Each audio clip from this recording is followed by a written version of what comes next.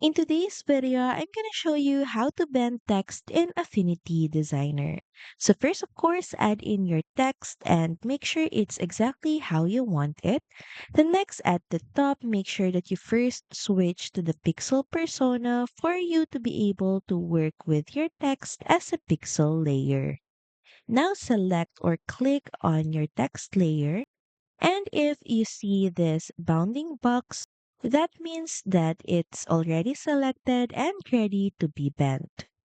Now head over in the left toolbar and right click to the Move tool. So here, select Mesh Warp tool. Now click on your text and a grid should appear over it. This grid that you see around our text lets you bend, stretch, and curve your text freely. Now simply drag the nodes or handles on the grid to shape your text along with any curve you like. You can warp it subtly or go for dramatic curves, and it's totally flexible.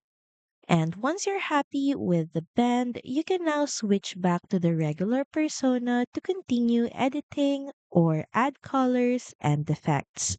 But of course, before you switch back, make sure that you first click on the apply button at the top to apply the changes to your text.